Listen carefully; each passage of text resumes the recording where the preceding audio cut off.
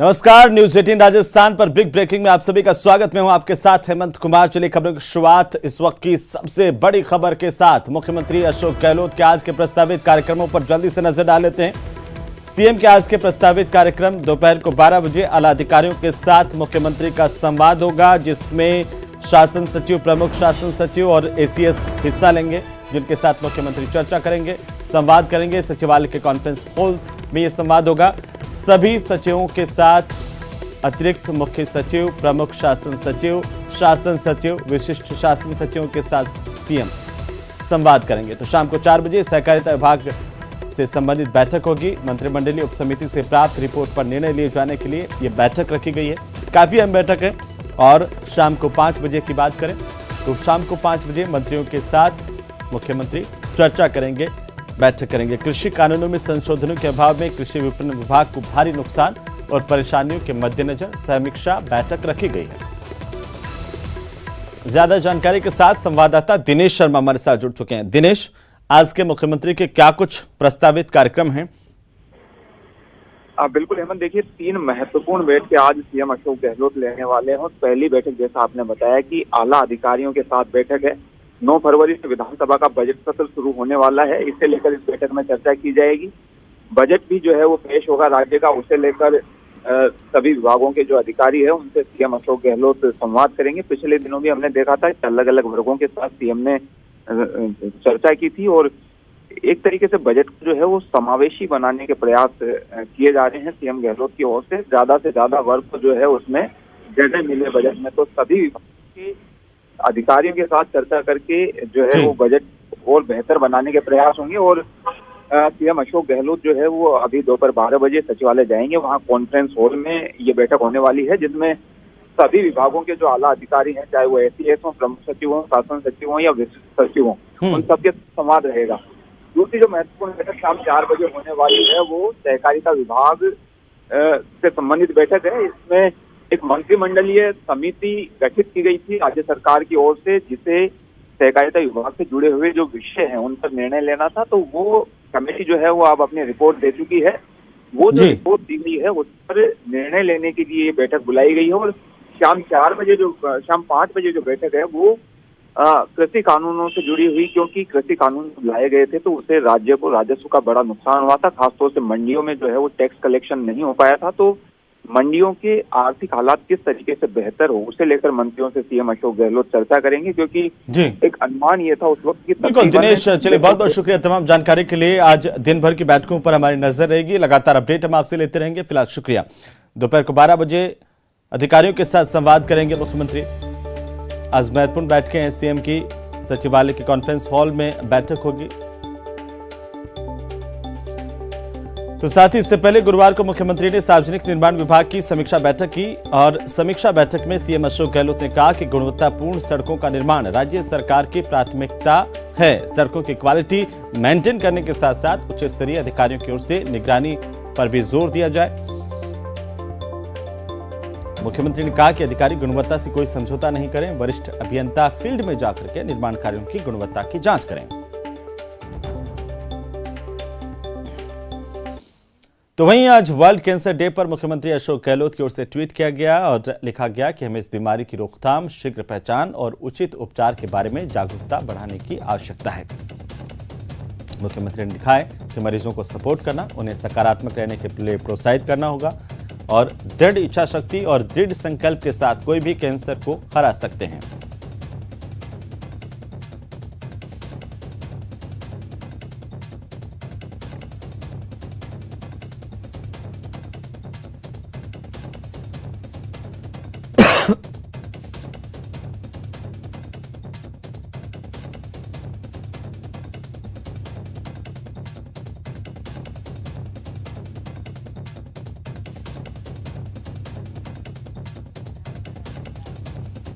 चलिए आगे बढ़ेंगे। महाराष्ट्र के पुणे से बड़ी खबर है, जहां पर बड़ा हादसा हुआ है। आपको बता दें कि निर्माणाधीन बिल्डिंग के गिरने से हादसा हुआ है।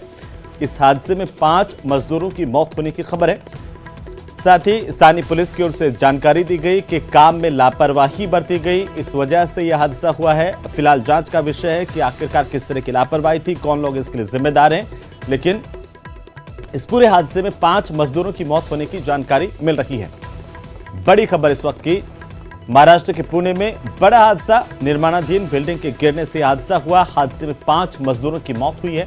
इस पूरे मामले को लेकर के पुलिस जांच कर रही है। पुलिस का कहना है कि जो निर्माण किया जा रहा था बिल्डिंग का, उसमें लापरवाही बरती गई, इसकी वजह से हादसा हुआ। लेकिन बहरहाल 5 मजदूरों की मौत की जानकारी इस वक्त सामने आ रही है। पुणे हादसे पर मुख्यमंत्री अशोक गहलोत ने भी गहरा दुख जताया है। ट्वीट करते हुए सीएम अशोक गहलोत ने लिखा है कि जानमाल के नुकसान के बारे में जानकर दुख हुआ। शोक संतृप्त परिवारों के प्रति मेरी हार्दिक संवेदना, वे मजबूत बने रहें। घायलों के शीघ्र स्वस्थ होने की प्रार्थना। तो सीएम अशोक गहलोत ने पुणे हादसे को लेकर के ट्वीट करते हुए गहरा दुख जताया। इस घटना पर घायलों के शीघ्र स्वस्थ होने की कामना भी की है।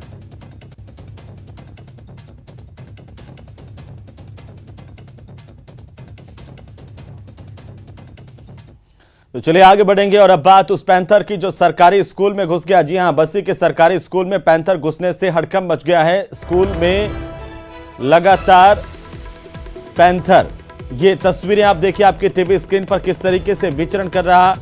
हालांकि इसे अब अंदर बंद कर दिया गया है। मौके पर वन विभाग की टीम पहुंच चुकी है। तुंगा के एकलव्य आवासीय स्कूल का ये पूरा मामला है और पैंथर को ट्रैंकुलाइज करने की कोशिश की जा रही है। स्कूल के बाथरूम में घुस करके बहरहाल ये पैंथर बैठा हुआ है। बस्सी के स्कूल में पैंथर आने की खबर ने दहशत मचा दी है। पूरे इलाके में जैसे ही जानकारी मिली पैंथर की, स्कूल और आसपास के इलाके में दहशत मच गई। देखिए किस तरीके से स्कूल के भीतर तक ये पैंथर आ गया। आवासीय स्कूल में अभी फिलहाल जो जानकारी है उसके मुताबिक ये बाथरूम में, और अब इसको ट्रैंकुलाइज करने की कोशिश की जा रही है। जानकारी मिलने पर स्थानीय टीम पहुंची थी वन विभाग की, लेकिन उनके पास संसाधन नहीं थे। ज्यादा जानकारी के साथ सहयोगी अरबाज अहमद हमारे साथ जुड़ चुके हैं। अरबाज, क्या कुछ जानकारी मौके से? देखिए कि जयपुर जू की जो रेस्क्यू टीम है वो यहाँ से तुंगा पहुंच चुकी है और सीधे पहुंच करके अब कुछ ही देर में रेस्क्यू ऑपरेशन स्टार्ट करने वाली है। सभी को इंतजार है। सुबह से पैंथर यहीं पर है। आवासीय स्कूल था, बड़ा रिस्की मामला था। बच्चों को और टीचर्स को हटाया गया। वहां से स्थानीय लोग और पुलिस प्रशासन मौके पर मौजूद है। बहुत से ग्रामीण लोग भी इकट्ठे हो रहे हैं और कोशिश ये है कि जिस हिसाब से अंदर पहुंचा है इसको पकड़कर वापस जंगल पहुंचाया जाए, इसको ट्रैंकुलाइज किया जाए, रेस्क्यू करके लोगों को और वन्यजीव दोनों को बचाया जाए। जी हेमंत, बिल्कुल। अरबाज बने रहिए हमारे साथ। हीरा लाल हमारे सहयोगी भी लगातार हमारे साथ बने हुए हैं। हीरा लाल, बहुत ही सूझबूझ का परिचय दिया। स्थानीय स्टाफ हो या फिर बच्चों ने इस आवासीय स्कूल में जैसे ये पैंथर घुसा, इसे एक बाथरूम में बंद कर दिया गया, वरना कोई जो है बड़ी अनहोनी हो सकती थी। जी बिल्कुल, ये काफी गंभीर मामला है कि एक आवासीय स्कूल में एक पैंथर अंदर घुस जाता है। चूंकि सुबह जो गार्ड था वो स्नान करने गया हुआ था और इस स्कूल में करीबन 309 विद्यार्थी अध्ययनरत हैं। अगर यह पैंथर किसी विद्यार्थी पे या किसी स्टाफ पे हमला कर देता तो बड़ी घटना हो सकती थी, लेकिन स्टाफ और जो मौजूद स्टाफ था उन्होंने सूझबूझ का परिचय देते हुए जो बाथरूम का दरवाजा था उसको बंद कर दिया, जिससे जो पैंथर था वो बाथरूम में बंद हो गया। फिलहाल रेस्क्यू टीम जयपुर से यहाँ मौके पे पहुंच चुकी है और पैंथर को ट्रैंकुलाइज करने की कोशिश की जा रही है। उसके बाद बिल्कुल हीरालाल। अरबाज, एक सवाल ये भी कि देखिए किस तरीके से यहाँ के बच्चे डरे नहीं, यहाँ का स्टाफ डरा नहीं, बिल्कुल सूझबूझ का परिचय दिया, और अब जैसे कि आप बता रहे हैं ट्रैंकुलाइज करने की कोशिश लगातार की जा रही है। जी बिल्कुल, देखिए हेमंत, ये बहुत अच्छी बात है क्योंकि होता क्या है कि जब घबराहट में होते हैं तो नुकसान ज्यादा होता है। ऐसे में जी जो पैंथर तक जो है बाथरूम तक जो पैंथर पहुंचा है वहां को रोके रखना बहुत जरूरी था। 309 बच्चे थे, किसी को बहुत ज्यादा नुकसान हो सकता था, बहुत सारी चीजें थी, लेकिन अब मौके पर टीम पहुंच गई है ट्रैंकुलाइज करने के लिए। जो जयपुर जू की रेस्क्यू टीम है, डॉक्टर अशोक तंवर उसमें मौजूद हैं। हमारी उनसे बात हुई, वो कह रहे हैं कि हम कोशिश कर रहे हैं कि इसको सक्सेसफुली शांति से रेस्क्यू करके वापस इसके जंगल में छोड़ा जाए और जो हालात हैं उनको कंट्रोल किया जाए। बिल्कुल अरबाज, ये भी कोई जानकारी मिल पाई है कि कितने बच्चे जब ये पैंथर घुसा था इस आवासीय विद्यालय में मौजूद थे? क्योंकि आवासीय विद्यालय तो बच्चे जाहिर सी बात है कि यही रहते हैं, और सबसे बड़ी बात है कि आबादी के इलाकों में जब से जंगल कट गए हैं, ये पैंथर का मूवमेंट हो या टाइगर का मूवमेंट हो, ये इस तरह का होता है। तो जैसे कि आप बता रहे थे कि चाहे वो ग्रामीण हो, आम लोग हों, वो अपना होश खो बैठते हैं, कई बार पैंथर पर हमला करने की कोशिश करते हैं, उससे स्थितियां ज्यादा विकट हो जाती है। यहाँ पर ऐसा देखने को नहीं मिला है। देखिए, यहाँ पर लोगों ने बड़ी सूझबूझ से ये काम किया है और अच्छी बात है, ऐसा ही होना चाहिए। लेकिन जंगलात के अंदर क्या होता है कि हम जैसे जैसे विकास की ओर बढ़ते हैं तो जंगल में हमारा दखल बढ़ता जाता है। ये जो आवासीय स्कूल है ये भी थोड़ा आबादी से दूर है, खेत खलिहान की तरफ है, जंगल की तरफ है। ऐसे में वन्य जीव जब आसपास आता है तो उसको खाने के लिए, भोजन की तलाश में इस तरह के परिसर में आने की आदत पड़ जाती है और बाद में जब उजाला होता है तो किसी एक जगह वो अटक जाता है। फिलहाल बड़ा नुकसान हो सकता था, लेकिन लोगों ने बहुत ही सूझबूझ का यहाँ पर जो है मुजाहरा किया है। जो ग्रामीण है उन्होंने यहाँ पर अच्छी बात ये की कि कोई अपनी तरफ से कानून हाथ में लेने की कोशिश नहीं की, ये ज्यादा अच्छी बात। और अब देखिए, वन्य जीवों के प्रति हमारा कर्तव्य यही बनता है कि जब हमने उनके जंगल काट लिए हैं और जब वो हमारे इलाके में आए तो उन पर किसी तरह की हमला करने की, अटैक करने की कोशिश नहीं करें। इससे क्या होता है कि वन्य जीव जो है वो डर करके फिर हमला करता है और उसके बाद स्थितियां खराब हो जाती हैं। हीरालाल हमारे साथ मौजूद है। हीरालाल, क्या पहले भी इस तरह से इस इलाके में पैंथर का मूवमेंट रहा है? क्या पहले भी जंगलों से पैंथर यहाँ पर आए या फिर ये पहला मौका है? जी, मैं आपको बता दूं कि ये जंगली एरिया है और यहाँ पहाड़ी क्षेत्र भी है, तुंगा, बस्सी, नईनाथ धाम, जहाँ पहाड़ी क्षेत्र काफी है। तो यहाँ जो आबादी क्षेत्र है, यहाँ पैंथर की मूवमेंट अक्सर देखी जाती है। कई बार ग्रामीणों ने वन विभाग को सूचना भी दी है और वन विभाग के जो कर्मी हैं उन्होंने यहाँ से पगमार्क भी लिए हैं। तो वन पैंथर है वो कई बार भोजन पानी की तलाश में है जो आबादी क्षेत्र में घुस जाता है।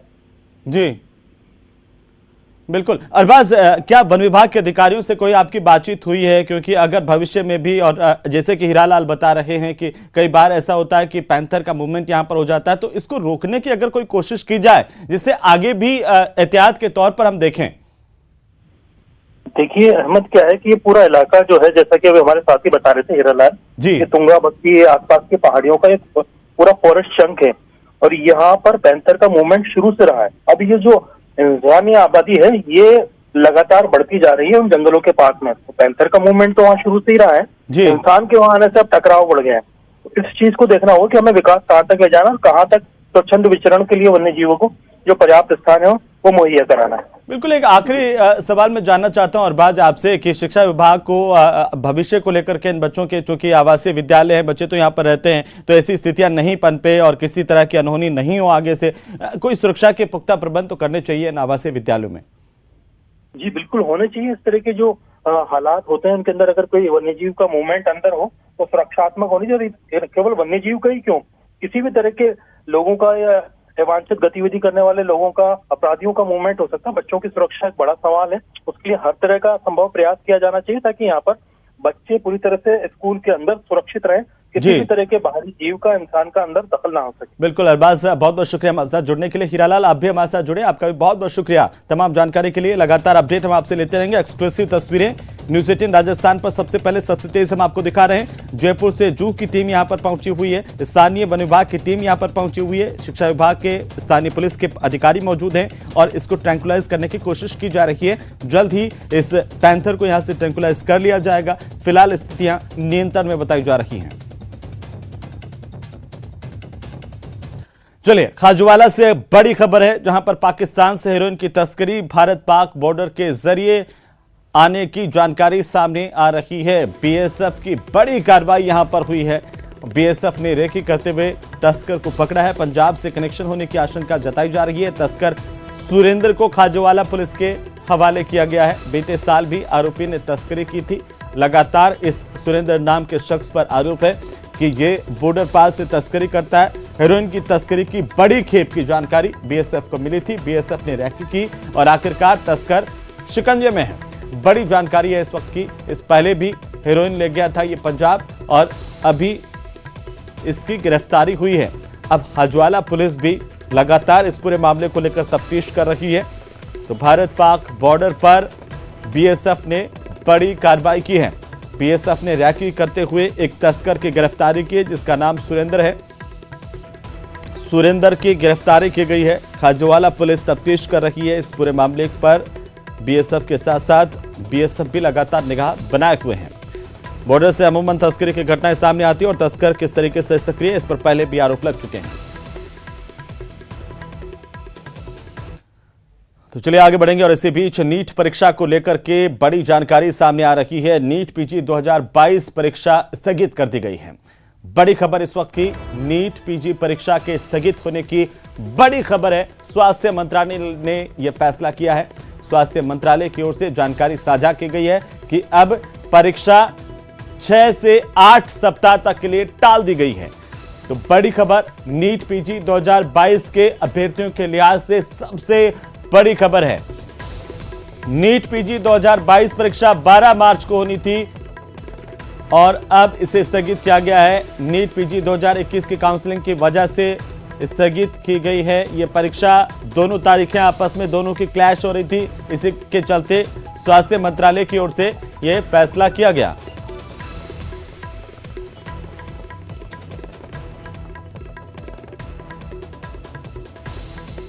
तो बड़ी और अहम जानकारी नीट पीजी परीक्षा को लेकर के नई तारीखों का ऐलान जल्द ही किया जाएगा। 5 से 6 सप्ताह के लिए इन परीक्षाओं को टाल दिया गया है।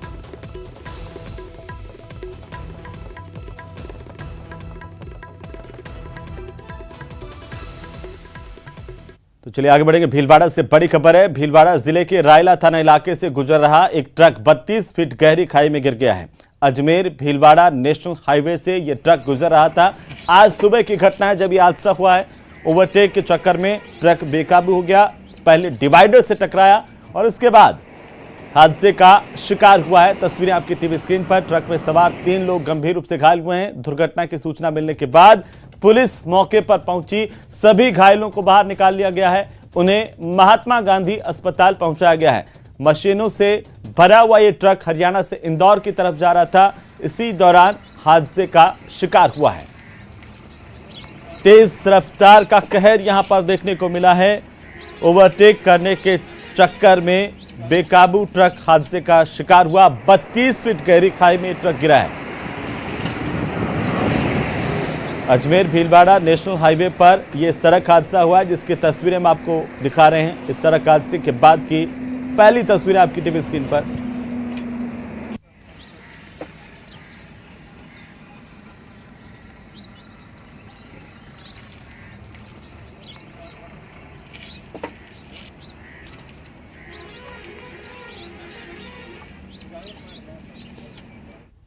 तो वहीं आज विश्व कैंसर दिवस है और जयपुर में स्वास्थ्य भवन में कार्यक्रम का आयोजन किया जा रहा है, जहां पर समारोह में चिकित्सा मंत्री प्रसादी लाल मीणा मौजूद हैं। सीधी तस्वीरें राजधानी जयपुर की विश्व कैंसर दिवस के मौके पर आयोजित कार्यक्रम की। चिकित्सा मंत्री प्रसादी लाल मीणा यहां पर कार्यक्रम में मौजूद हैं। राजधानी जयपुर से सीधी तस्वीरें आपकी टीवी स्क्रीन पर। विश्व कैंसर दिवस के मौके पर कार्यक्रम का आयोजन किया जा रहा है। राज्य स्तरीय संगोष्ठी जिसमें कैंसर को लेकर के ये संगोष्ठी जिसकी सीधी तस्वीरें, जहां पर खुद चिकित्सा मंत्री प्रसादी लाल मीणा मौजूद हैं। चलिए आगे बढ़ेंगे। सीकर जिले के धोद थाना इलाके के सुजानपुरा गांव में एक युवती की हत्या के मामले का पर्दाफाश हुआ है। आपको बता दें कि जिस युवक ने गुरुवार की सुबह फांसी लगाई थी, उसी ने युवती की धारदार हथियार से हत्या की थी। इसकी जानकारी अब साफ हो गई है। गिरफ्तारी के डर से उसने अपनी जान दी। आपको बता दें कि 3 दिन पहले सुमन रेगर नाम की युवती की हत्या की गई थी। बताया जा रहा है कि सुमन रेगर अपनी छोटी बहन के साथ कमरे में सोई थी। अगले दिन सुबह उसका शव उसके घर के बाहर मिला था और उसकी धारदार हथियार से हत्या की गई थी।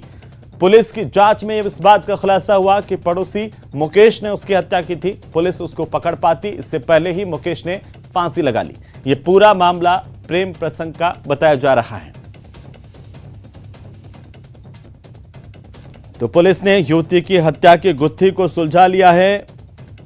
इस युवती का जानकार मुकेश, उसने ही युवती की हत्या की थी और हत्या करने के बाद इस डर से कि कब तक वो आजाद रहेगा, पुलिस उसे पकड़ लेगी, इससे उसने आत्महत्या कर ली। तो वहीं राजसमंद की अमेठ थाना पुलिस ने 8 प्लास्टिक के कट्टों से भरा हुआ 136 किलो 300 ग्राम डोडा पोस्ट समेत एक पिकअप गाड़ी को जब्त किया है। हालांकि इस दौरान चालक गांव में बने पशुबाड़े में पिकअप को छिपा करके जंगल में फरार हो गया। इसकी अब पुलिस तलाश कर रही है। वहीं बरामद माल की कीमत करीब 7 लाख रुपए से ज्यादा की बताई जा रही है। आरोपी ड्राइवर मौके से फरार हो गया। पुलिस तलाश कर रही है। बड़ी खेप नशे की बरामद की गई है। भारी मात्रा में मादक पदार्थ बरामद किया गया है, जिन्हें कट्टों में भरकर ले जाया जा रहा था। इसको लेकर थाना की एक टीम बनाकर फर्रा किराए पर कल दिनांक 2 तारीख को हमने नाकाबंदी की। नाकाबंदी के दौरान एक पिकअप तेजी से उधर से आई, जिसको हमने रुकवाने का प्रयास किया। पुलिस को बावजूद लेकर उसने भागा। इसका पीछा किया तो माणिकदेव गांव के अंदर जाकर वो पिकअप एक बाड़े में मिली। चेक किया तो उसके अंदर करीब 136.300 ग्राम 136 किलो 300 ग्राम अवैध डोडा पोस्ट बरामद हुआ। तो वहीं झालावाड़ जिले में अवैध और हथकड़ी शराब के खिलाफ विशेष अभियान चलाया जा रहा है। इसी कड़ी में आबकारी विभाग की टीम ने चुमेहला के इलाके में कई कंजर डेरों में नदियों के पास कार्रवाई को अंजाम दिया। इस दौरान टीम ने कुल 21,500 लीटर वॉश और 2 दर्जन भट्टियां नष्ट की। वहीं इस दौरान कई अवैध शराब बनाने के उपकरण भी टीम की तरफ से बरामद किए गए हैं। कार्रवाई के दौरान अवैध शराब बनाने वाले मौके से फरार हो गए, लेकिन पुलिस ने बड़ी मात्रा में वॉश पकड़ी, इसे मौके पर नष्ट किया गया। कई भट्टियों को भी नष्ट किया गया है।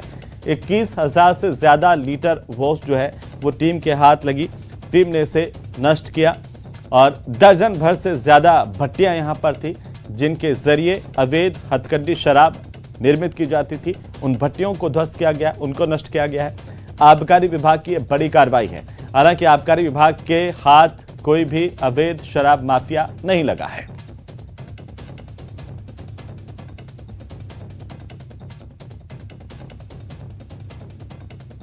उन्हें पुलिस थाने के जाब्ते के साथ एक बड़ी 10 वाहनों में जाब्ता भर के हमने बड़ी कार्रवाई की और इस कार्रवाई में हमने लगभग 21,500 लीटर वाश जिससे कि शराब बनाई जाती है वो जब्त करके उसको मौके पर नष्ट किया। लगभग 21 भट्टियां जो विभिन्न स्थानों पर जिनके कोरबा, टोकड़ा, अरनिया, डाकाखेड़ी गांव में सिपरा नदी और छोटी काली सिंह नदी के पेटे में चल रही थी, इनको नष्ट किया।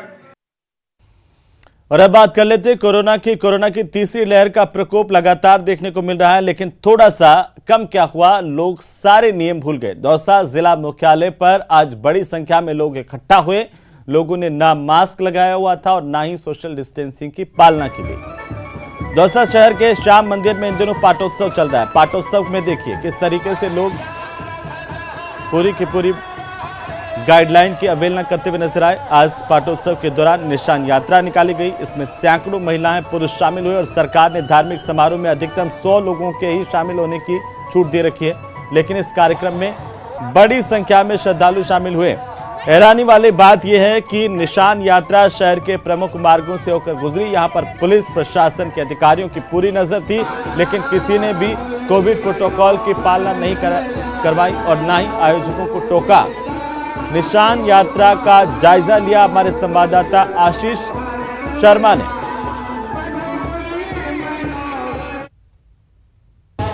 दौसा के श्याम मंदिर में पाटोत्सव का आयोजन किया जा रहा है और इस पाटोत्सव में अनेक धार्मिक कार्यक्रम हो रहे हैं, लेकिन गंभीर बात यह है कि कोरोना का तीसरी लहर का दौर चल रहा है, उसके बावजूद भी बड़ी संख्या में जो श्रद्धालु हैं वो सड़कों पर हैं और यहाँ पर बिना मास्क लगाए ये श्रद्धालु निशान यात्रा निकाल रहे हैं। बड़ी संख्या में महिला श्रद्धालु सिर पर मंगल कलश धारण करके यहाँ पर आई हुई हैं, लेकिन शायद ही कोई महिला होगी, शायद ही कोई श्रद्धालु होगा जिसके मुंह पर मास्क लगा रखा होगा। ऐसे में और अब बात न्यूज़ 18 की मुहिम की। कोरोना कवच को ना नहीं की, जिस अभियान में बांसवाड़ा जिला प्रशासन ने काफी अहम भूमिका निभाई है। चिकित्सा विभाग की टीम के साथ कई स्वयंसेवी संस्थाएं भी इस कार्यक्रम में आगे आए हैं और वैसे दुर्गम इलाकों में भी वैक्सीनेशन की टीम पहुंची, जहां तक किसी वाहन से भी जाना संभव नहीं है। दुर्गम इलाकों तक पहुंची वैक्सीनेशन टीम। ऐसा इलाका जहां पर यातायात के साधनों का अभाव है, आवागमन की व्यवस्थाएं पूर्ण नहीं है, वहां पर नाव के माध्यम से ऐसे दूरस्थ पहाड़ी में बसे जो गांव हैं वहां पर पहुंचकर, जिसमें कोटड़ा, जमलिया और ठिकरिया आदि ग्रामों में गए और वहां जाकर ऐसे जो वंचित लोग हैं जिनका द्वितीय डोज ड्यू है या फिर ऐसे लोग जिनका अभी भी प्रथम डोज भी नहीं हो पाया, उनको वैक्सीनेट करने का पूर्ण कार्य किया गया। पूर्ण वैक्सीनेशन के करीब बांसवाड़ा।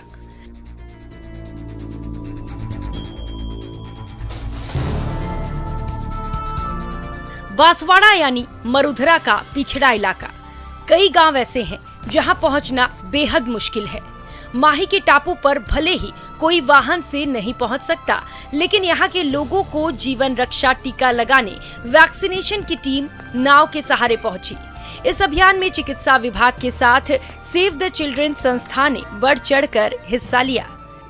हमारी टीम वहाँ पे बैठ करके जो जहाँ जिन ग्राम पंचायतों में जहाँ पे वंचित है लाभार्थी, जैसे 15 टू एबो ईयर के जितने भी लोग वहाँ पे जो टीकाकरण अभी भी नहीं हुआ है, वहाँ ऐसी जो दुर्गम एरिया के अंदर वहाँ पे टीमों को पहुँचा करके वैक्सीनेशन करवाया जा रहा है। चिकित्सा विभाग की ओर से छोटी सरवन ब्लॉक के दूरस्थ गांवों और आवागमन साधनों से रहित स्थान पर वैक्सीनेशन अभियान चलाया जा रहा है, जिसका मकसद वैक्सीन से वंचित रह गए लोगों तक पहुंचना है। 15 से 18 वर्ष के में 66% से ऊपर हमारी जो प्रोग्रेस हो चुकी है और ओवरऑल देखा जाए तो 18+ में 18 से ऊपर 90% से ऊपर हमारा प्रथम डोज हो चुका है और सेकेंड डोज हमारा 80% ऊपर हुआ है। चिकित्सा विभाग के साथ ही स्वयंसेवी संस्थाओं की कोशिश से बांसवाड़ा मरुधरा में मॉडल जिला बनने जा रहा है, क्योंकि यहाँ हर आयु वर्ग के पात्र लोगों को वैक्सीन की डोज दी जा रही है और इसके लिए जागरूकता अभियान भी चलाया जा रहा है। सेव द चिल्ड्रन द्वारा चिकित्सा विभाग एवं यहाँ के प्रशासन के सहयोग से अभी तक छोटी सरवन ब्लॉक के करीब 20,000 से अधिक व्यक्तियों जिनका प्रथम डोज और द्वितीय डोज ड्यू था वो पूर्ण करवाया। साथ ही साथ अभी 22 जनवरी से ये जो 10 दिवसीय जो वैक्सीनेशन महाअभियान चला, उस अभियान के दौरान 15 से 18 आयु वर्ग के ऐसे युवा जिनका वैक्सीनेशन पेंडिंग था उसको पूर्ण करने में सेव द चिल्ड्रन द्वारा सक्रियता से कार्य किया जा रहा है। कहना गलत नहीं होगा कि आदिवासी बहुल बांसवाड़ा वैक्सीन कवच को ना नहीं की मुहिम में काफी बढ़ चढ़कर हिस्सा ले रहा है और इसका असर भी जिले में साफ दिख रहा है। आकाश सेठिया, न्यूज़ 18 नेटवर्क, बांसवाड़ा। और अब बात मरुधरा के क्रिकेट के सितारे की। जोधपुर के क्रिकेटर रवि बिश्नोई को टीम इंडिया की जर्सी मिल गई है। रवि की जर्सी का नंबर है 56। जर्सी पर उनका नाम RM बिश्नोई लिखा हुआ है, जहां R से मतलब है रवि और M से उनके पिता का नाम मांगीलाल है। रवि का जन्मदिन 5 दिसंबर और उनके पिता का जन्मदिन 6 जून को आता है। रवि ने ये दोनों नंबर मिलाकर के 56 नंबर अपनी जर्सी के लिए चुना है। रवि ने अपने सोशल मीडिया अकाउंट पर जर्सी के साथ फोटो शेयर किए हैं। रवि के इस इमोशनल कनेक्शन को लेकर उनके पिता ने भी खुशी जाहिर की है। RM का तो R से तो रवि बिश्नोई है ही और M से मांगीलाल बिश्नोई, जो मैं मांगीलाल रवि के फादर हूँ। और 56 से संबंध है कि 5 सितंबर रवि की जन्मतिथि है और 6 जून मैरिज है, इसलिए दोनों को मिला के 56 कर दिया है। अरे इससे अच्छा तो अब क्या लग सकता है कि रवि ने आपके साथ साथ मेरा भी नाम और जन्मतिथि जोड़ दी और बड़ी खुशी की बात है। तो चलिए इसी के साथ ही इस बुलेटिन में फिलहाल इतना ही। ताजा तरीन खबरों के लिए आप देखते रहिए न्यूज़ 18 राजस्थान। नमस्कार।